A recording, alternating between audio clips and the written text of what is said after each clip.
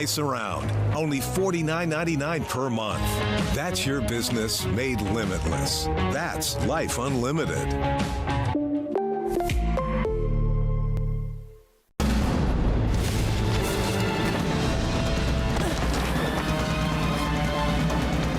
Even the mighty might not see it coming. It's prediabetes, and it captures 1 in 3 adults. But you can escape. Take the 1-minute prediabetes risk test to know where you stand and prevent or delay type 2 diabetes. Be your own hero on smartphones everywhere at doihaveprediabetes.org. Spectrum News Plus. Local stories, connecting communities. Spectrum subscription. I'm Sharon Tazwell. Here's your Spectrum News in 90. Donald Trump and Kamala Harris holding dueling events in the critical state of Michigan Friday as the election is already smashing records. North Carolina set a record on the first day of early voting in the state, casting more than 350,000 ballots Thursday. It's now the second battleground state this week to top its previous mark. 2020 was a record for us on the first day of in-person early voting, and now we've broken that record. There seems to be a real energy in North Carolina. Special counsel Jack Smith released nearly 2,000 heavily redacted pages of documents in his 2020 election subversion case against Donald Trump. The documents reveal snippets of evidence Smith relied on to charge the former president. The catalog comes just one day after the judge overseeing the case rejected the death of their top leader, Yahya Sinwar, Friday, but says it will not release hostages until Israel ends the war and withdraws from Gaza. Israel is vowing to keep fighting until all hostages are free. Sinwar's death also provides an extraordinary opportunity to achieve a lasting ceasefire. Those are your headlines now. Here's your weather on the ones. Hey everybody, I'm meteorologist Nate Harrington. As we look at the big picture across the country, it's a tale of two halves of the country. High pressure in the east, low pressure in the west. Couldn't be any different. But the pattern is going to start to flip a bit. It's still going to remain dry out east, but temperatures are going to be on the upward trend while snow and heavy rain concerns still linger in the west. We're also watching the hurricane season, 42 days left to watch the tropics. More details and your extended forecast coming up in 10 minutes.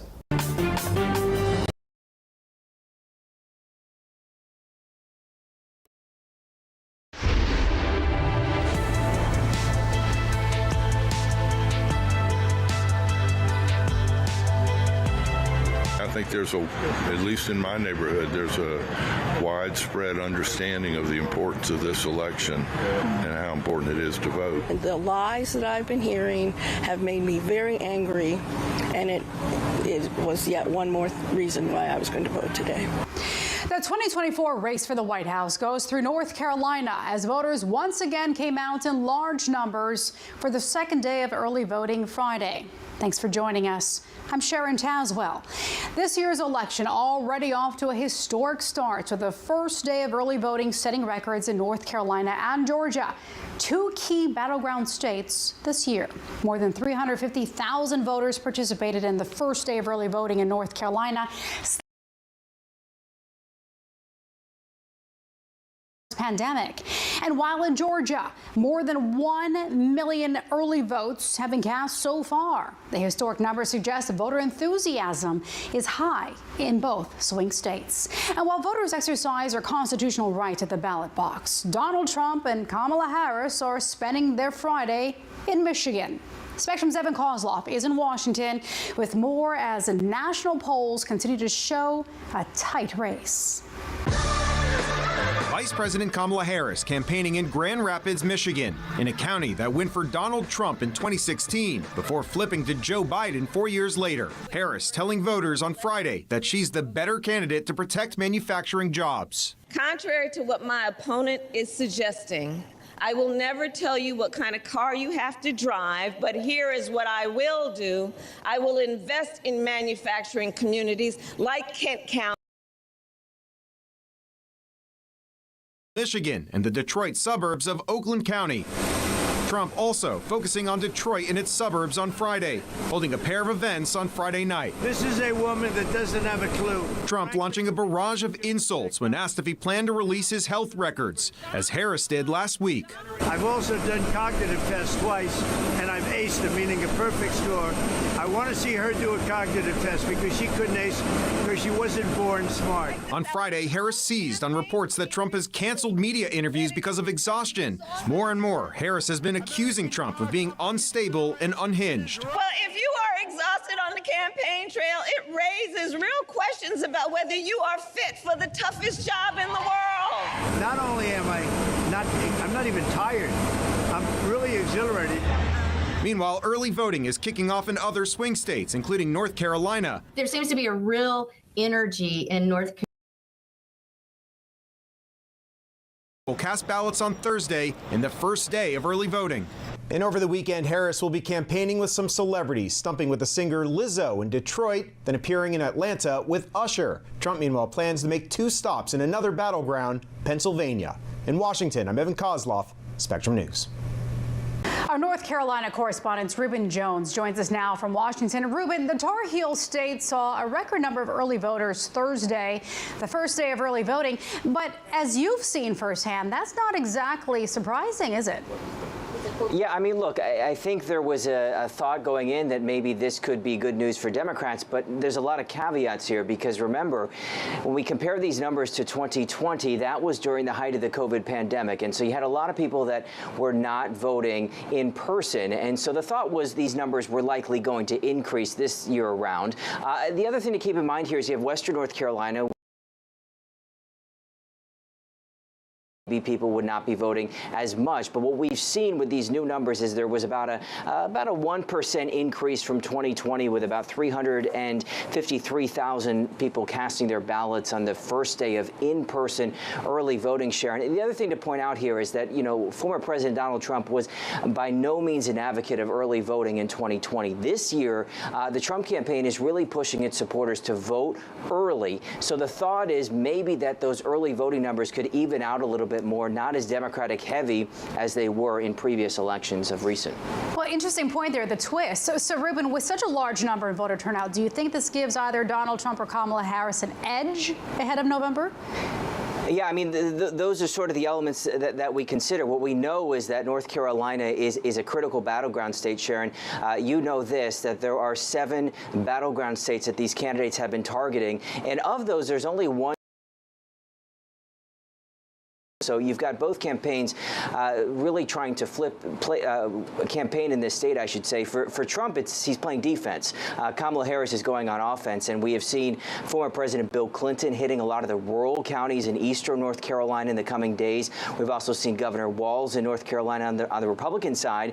You've got J.D. Vance, who's held a rally earlier this week, and you're going to see former President Donald Trump, who will go to the western part of the state that has seen so much damage from Helene. He will tour the recovery that's going on there. He's also going to hold an event in Charlotte, or take part in an event in the Charlotte area, and then he'll be in the eastern part of the state where he's going to hold a rally there. All this to say, Sharon, that these candidates are really putting a lot of attention on North Carolina as the early voting gets underway here and we get closer to Election Day. And I can tell you we're very much likely going to see more of these stops in the coming days from the candidates. Yeah, definitely a state we're going to watch very close, right? North Carolina correspondent Ruben Jones.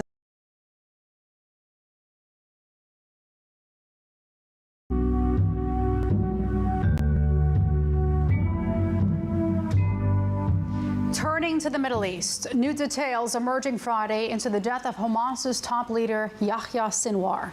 Israeli officials say he was killed during a routine ground patrol in Rafah. And Hamas confirmed Sinwar's death, who is known as a mastermind behind the October 7th attack on Israel last year.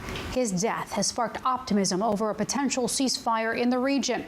However, the militant group says it will not release hostages until Israel ends the war and fully withdraws from Gaza.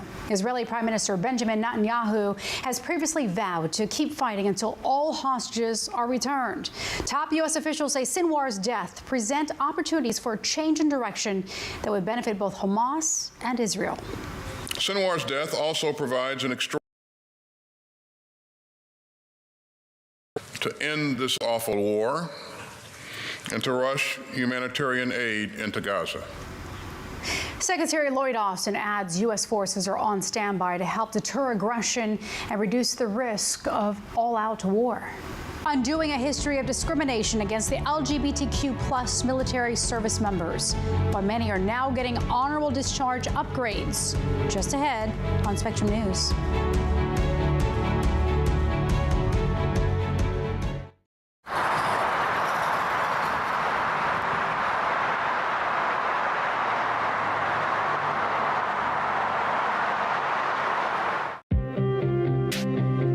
The 2024 election will decide who leads our nation and the balance of power in Congress, impacting all of us.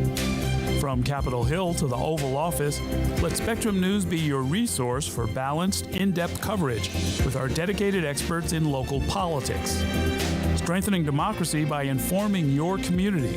That's our mission. Available on all of your favorite devices, exclusively on Spectrum. What if you never had to worry about what you could do? Because you could do anything.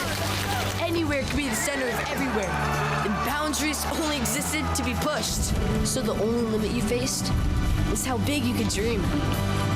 What would you do then? Some pretty cool stuff, I bet. Yeah, that'd be some life.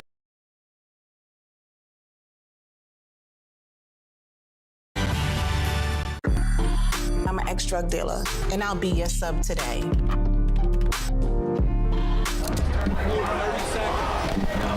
2 milligrams of fentanyl can be lethal.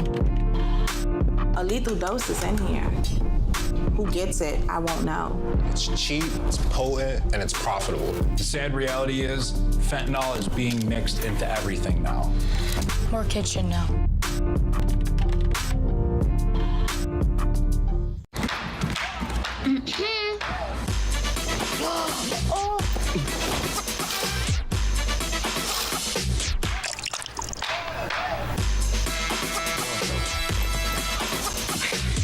You're not gonna get it all right. Just make sure you nail the big stuff. Mama!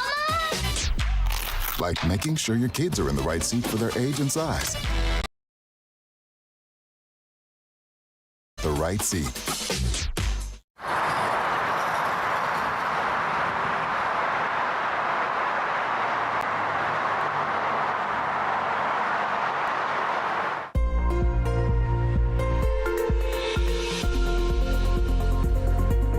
Spectrum News. It's your weather on the ones as we take a look at Friday afternoon high temperatures. Mild in the midsection of the country. Temperatures in the 70s in the Midwest and upper Midwest. Now 70s in Texas. That is downright comfortable for them and very fall-like in the east. All the cold air bottled up in the Intermountain West. In the Rockies, the higher elevations seeing temperatures cold enough to support some of that snowfall that we've been talking about here for the last few days, and that upper level low and low pressure at the surface continue to combine for a pretty dynamic storm system for the next couple of days. It's not going to move a whole lot. By Sunday and Monday, we'll start to see a little bit of progress, but folks in the higher elevations, folks across the Four Corners region will see some decent rainfall amounts here in the next 24 to 48 hours. So the forecast for the east remains very, very quiet. From the Mississippi River all the way over to the Atlantic, quiet weather out there. The real story will be this upper level low and low pressure at the surface continuing to provide heavy rainfall chances and even some chances for some stronger storms in New Mexico. But all the snow in the higher elevations, folks in some of these ski resorts in Colorado really getting a good dousing. Their first good snow of the season is a pretty good one. 8, 10, 12 inches and even more in some spots. Now the rainfall forecast, especially for the Four Corners region, namely southern and southeastern Colorado and into New Mexico, 1 to 1.5 inches of rain, and that is going to cause a flash flooding threat midday on Saturday. So we're looking at some pretty some of the isolated higher amounts, and that will cause some flash flooding on Saturday. For the rest of the country, especially out east, temperatures continue to creep up, more 70s and 80s out there for the start of the weekend. We talk tropics and your extended forecast into next week in just 10 minutes.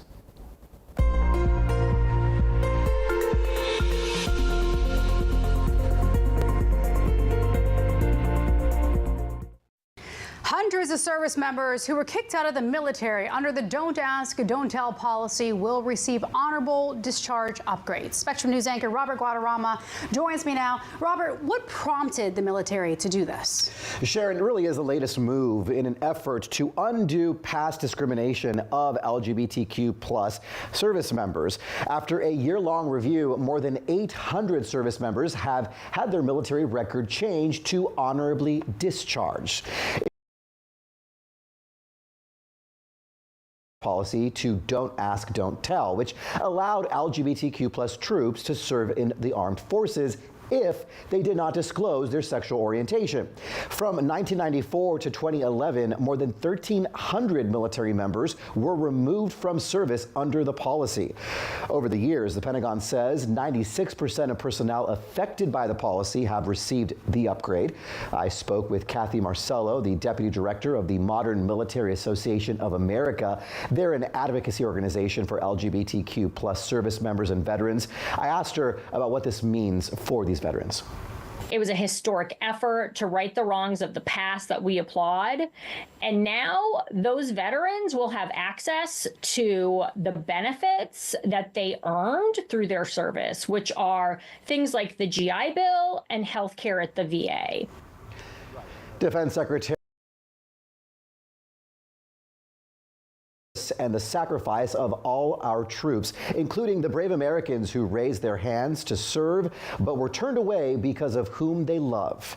And Sharon, according to the Department of Defense data, since 1980, nearly 33,000 service members have been expelled from the military because of their sexual orientation. So what is the military's policy now? Yeah, so Don't Ask, Don't Tell was repealed by Congress back in 2011, allowing anyone who identifies as LGBTQ plus to serve. All right, well, this is long overdue. All right, thank you so much, Robert. You bet.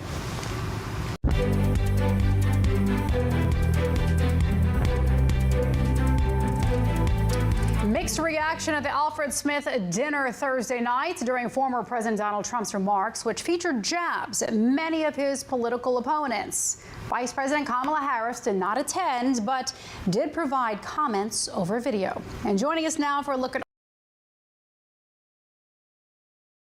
the event is a Catholic fundraiser, but once again turned into a roast. What do you make of the events and comments made? It was really interesting. Donald Trump definitely landed some zingers at Democrats in the room. But there were also these moments where he kind of pulled back the curtain, broke the fourth wall, and admitted to the fact that it was actually other folks writing those jokes and saying maybe some of them went too far. The other thing that stood out to me was the fact that this was the first time in a long time that we actually saw Donald Trump in a room with Democrats. Look there, Chuck Schumer right next to him. And I think it almost gave an opportunity that's very rare to see, where he kind of acknowledged, you know, maybe I win this race, maybe I don't. As you see there, Kamala Harris also sent in a video with remarks with a little help from former SNL star Molly Shannon, which I think shows what can happen when you pre-produce things. You get a little bit more. The campaign trail this weekend. Trump will be rallying in Pennsylvania, Harris making stops in Michigan and Georgia. And Harris is getting some support from some big names in music, right? That's right, including Usher and Lizzo. Very interesting at the same time that a number of musicians have actually been telling the former president, Donald Trump, to cease and desist from using their songs. We've got these notable musical stars appearing on the campaign trail with Kamala Harris.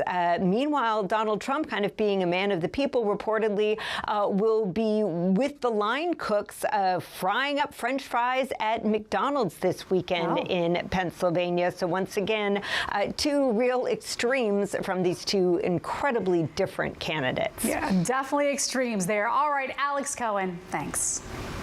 Thank you. It's a peak weekend for that this year. Coming up on Spectrum News.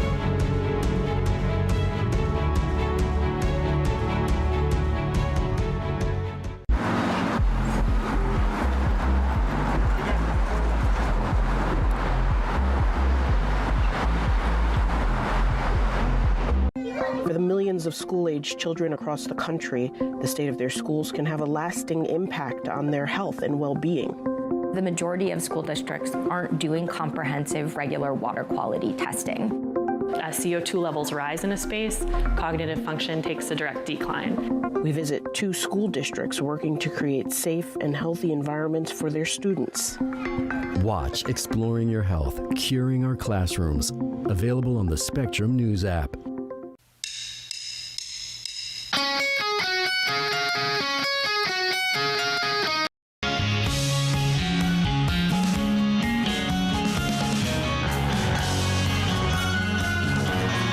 When you never have to worry about thinking too big? Because you have a connection that's ready for anything. That's Life Unlimited. That's Spectrum. I tell my son, I love you every single day. I love you. And my dad has never said that to me. Not because he doesn't love me, but because culturally it wasn't comfortable for him. Now that he's a grandfather, he says, I love you to my son every time he sees him. My advice to all the fathers out there, forget the cultural restrictions. They grow up way too fast for you to waste even a single precious moment. Food isn't just fuel to live, it's fuel to grow. My family relied on public assistance to help provide meals for us. These meals fueled my involvement in theater and the arts as a child, which fostered my love for acting. The Feeding America network of food banks helps millions of people put food on the table. When people are fed, futures are nourished. Join the movement to end hunger, and together we can open endless possibilities for people to thrive. Visit feedingamerica.org/actnow.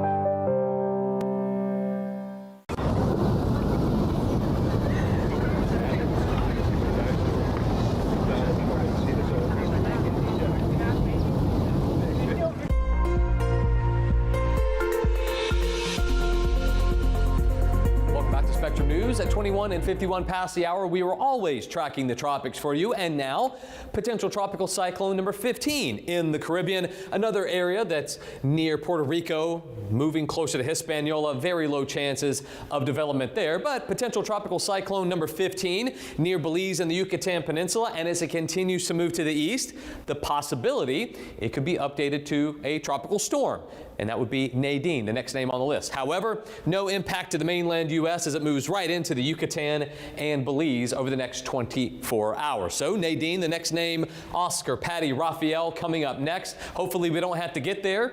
This hurricane season will be below average, most likely, contrary to a lot of the forecasts before the season started, but unfortunately 2024 will be very notable because of Helene and because of Milton. So we're looking ahead into next week, Sunday, as we round out the weekend. High pressure continues to stay in control with the western storm system starting to wind down by Monday and Tuesday, and we're going to see a big time pattern flip. Over the last few days, the western portion of the country has been messy while the east has stayed very quiet, and I think that is going to stay in place. It's the temperature forecast. We've seen these big bubbles of cold air dominate the forecast moving from west to east, but I think that will be changing here as we head into next week. Heavy rainfall in the Four Corners region, especially Colorado and New Mexico. They could see upwards of 2.5, 3, maybe even 4 inches of rain, possibly more, with that chance of some flash flooding on Saturday and Sunday, and another low pressure system moves into the Pacific Northwest by the middle of next week. Look at the numbers.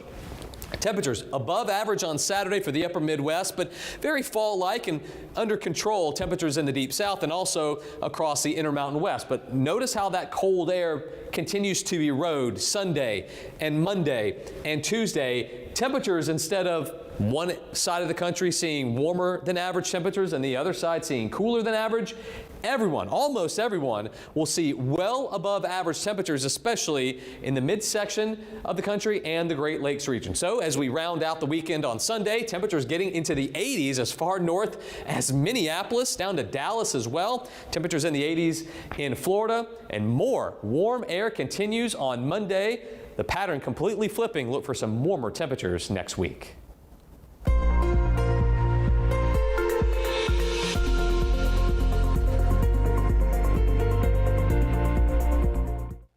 Well, it's a peak weekend for that favorite fall activity, leaf peeping. Meteorologist Nate Harrington joins us now. Nate, where can we find the best bursts of color, and how's the foliage forecast looking?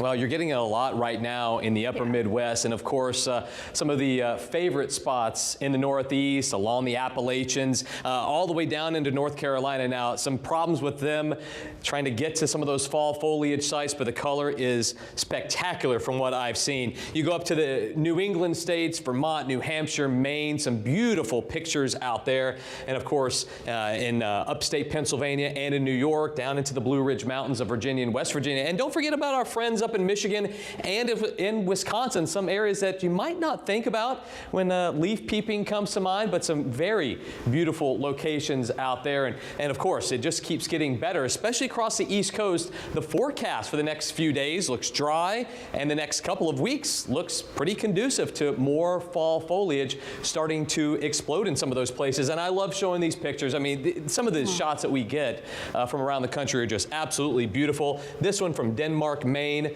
the valley fog and the foliage there in the background, and of course Grandfather Mountain, a spot that we're very familiar with here in North Carolina, starting to see some color bursts there as well. So fall leaf peeping in full effect right now, and throughout the rest of the month of October, some pretty good spots to do it, Sharon. Yeah, sounds like a lot of options. I love it. Thanks, Nate. Thousands in Northern California woke up without power Friday as the risk for fire danger remains high. Pacific Gas and Electric began cutting off power on Thursday in 12 counties, including several in the San Francisco Bay Area. The utility said it's to prevent its equipment from sparking wildfires amid the hot, dry, and windy weather. With red flag warnings for fire danger issued until Saturday, a total of about 20,000 customers could lose power temporarily in the next couple days. Former NFL quarterback Jay Cutler has been charged with driving under the influence and possession of a handgun following a car crash. Police in Tennessee say they detected the smell of alcohol in Cutler, who also had bloodshot eyes and slurred his words after he rear-ended a vehicle.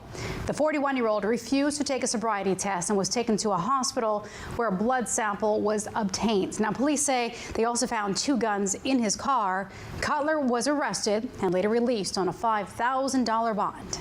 The National Highway Traffic Safety Administration launches an investigation into the safety of Tesla's full self-driving feature. The investigation is looking into 4 crashes which involve vehicles that use the feature. The agency says a pedestrian was struck and killed in one, and an injury occurred in another. The agency also says in each of the incidents, the car crashed after entering an area of reduced visibility like sun glare, fog, or dust. Tesla's self-driving feature requires drivers to stay in the driver's seat and be ready to take control in order to avoid accidents. I'm Sharon Tazwell. Thanks for watching. Your Spectrum News in 90 is coming up right after this short break. Stay with us.